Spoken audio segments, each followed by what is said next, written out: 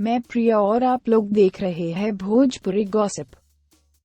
भोजपुरी फिल्मियों के सुपरस्टार पवन सिंह एक बार फिर मीडिया में चर्चा का विषय बने हुए हैं। जी हां, भोजपुरी फिल्मियों के सुपरस्टार पवन सिंह इस बार अपनी न्यू घर और न्यू कार के कारण चर्चा में बने हुए हैं। पवन सिंह ने हाल ही में अपने नए घर की पूजा किया और उसी दिन पवन सिंह ने अपनी न्यू मर्सिडीज कार खरीदकर इंडस्ट्री को सभी लोगों को चौंका दिया। भोजपुरी सिनेमा के पावर स्टार व गायकी के सिरमौर पवन सिंह की भोजपुरी की सबसे बड़ी एक्शन फिल्म सत्या का भव्य प्रदर्शन होली के शुभ अवसर पर 200 सिनेमा घरों में किया गया है। फिल्म ने जबरदस्त ओपनिंग ली है। दर्शकों के लिए मुंबई के नवरंग सिनेमा के हाउसफुल के बाद दर्शकों के लिए अलग से कुर्सियां लगनी पड़ी है। इसके अलावा भिवांडी के पायल सिनेमा सहित और भी कई सिनेमा घरों में भारी भीड़ के साथ दर्शकों का हुजूम देखने को मिला है। फिल्म देखने आए दर्शकों में गजब का उत्साह दिखाई दे रहा है।